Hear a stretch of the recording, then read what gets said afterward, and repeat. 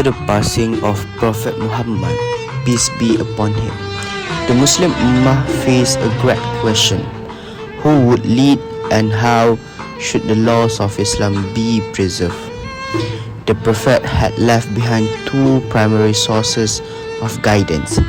The first is Quran and second is Sunnah. But with the end of revelation, new issues emerged that required deep understanding and interpretation.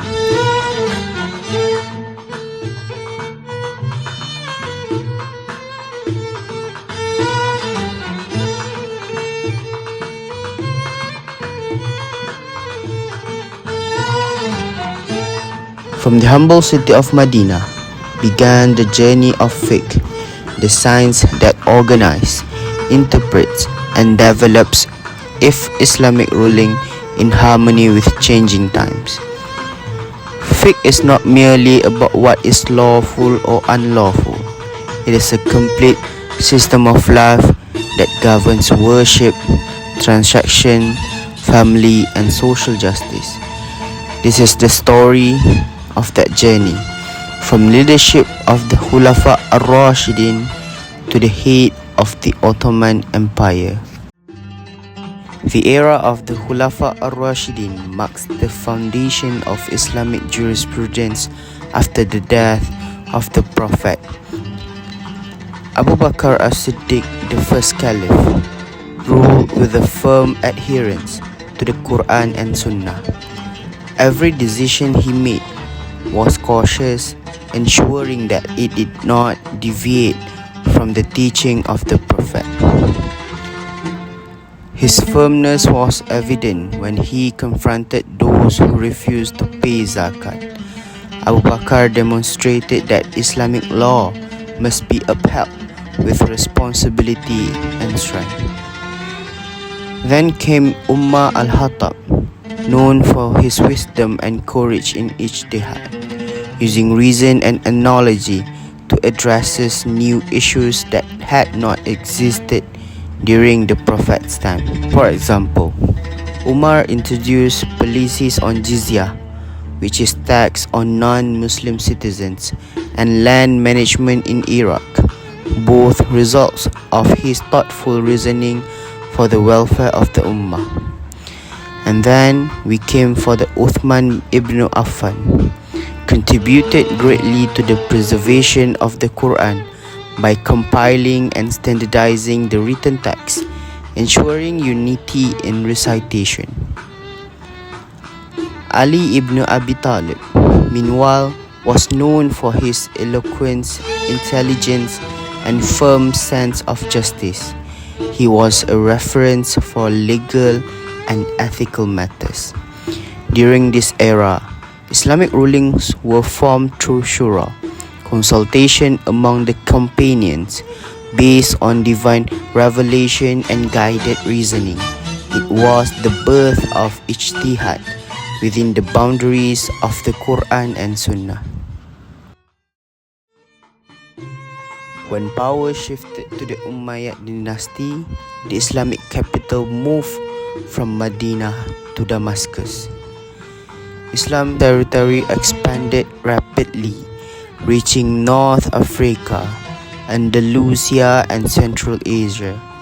With this expansion came diverse cultures and customs, and fiqh began to adapt to different societies and realities.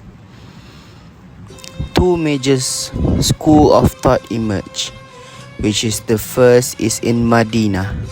There were the Ahlu Hadith, scholars who strongly adhered to prophetic tradition and were cautious in exercising ijtihad. And then in Kufa, the Ahlu Ra'yi, scholars who relied more on reason and analogy, which is qiyas, due to the limited availability of authentic hadith in their region. For the first time, the government officially appointed qadis, which is judges, to implement Islamic rulings within the expanding empire. Thus, fiqh began to move beyond oral tradition into a structured legal system, which is acknowledged and practiced at the state level.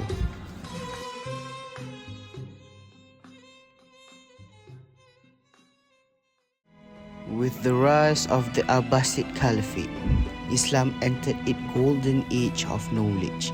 Baghdad became the intellectual and cultural capital of the Islamic world. In this era, fiqh flourished. Prominent scholars emerged, establishing the four major Sunni of school of thought.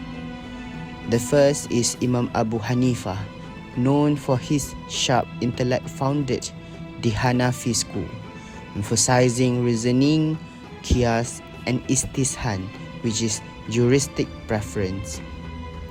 And then the second is Imam Malik ibn Anas, compiled the Muwatta, which is a book combining hadith, the rulings of companions, and the living practices of the people of Medina. And then the third is Imam Ash-Shafi'i, who united the strength of both Ahlul Hadith and Ahlul Ra'yi, and wrote Ar-Risalah, which is the first systematic work on usul fiqh, which is the principles of jurisprudence. His effort transformed fiqh into an organized and logical science.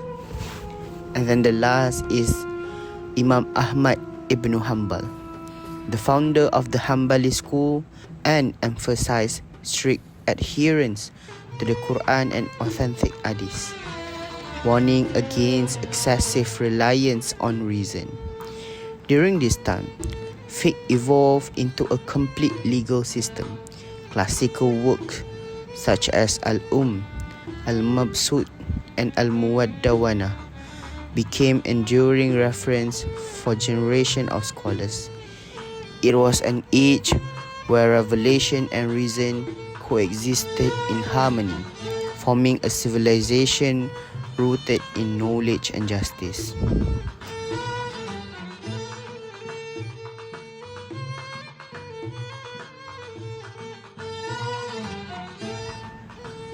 In the year 1258 century, tragedy struck.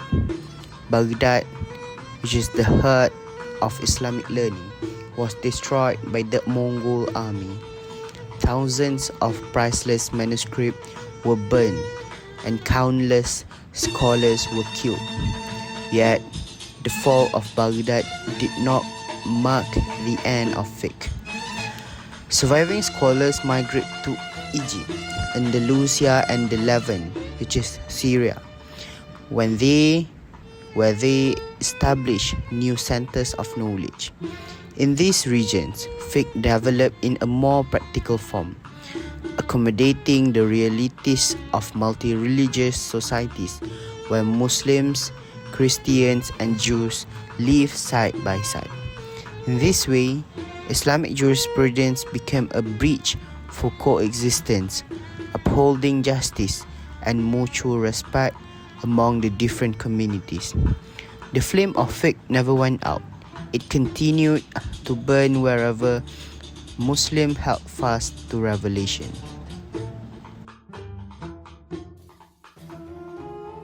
With the rise of the Ottoman Empire, fiqh reached a new stage, which is transforming from scholarly discourse into a state law. The Hanafi school was declared the official madhab of the empire. Judges, qadis, were appointed to implement Sharia in courts and administrative affairs. To align Islamic law with the evolving needs of governance, the Ottomans introduced Al-Majallah Al-Ahkam Al-Adliyah, the first codified legal text based on Islamic jurisprudence, which is Majallat, containing over 1,200 legal articles. The Majal covered transaction, contracts, and judicial procedures, bridging classical Islamic law with the modern legal framework. From the Khulafa ar-Rashidin to the Ottoman Empire, began with revelation, grew through ijtihad, and matured into a complete and enduring legal system. Fiqh is not a merely collection of laws. It is a guide to life, protecting faith, morality, and justice.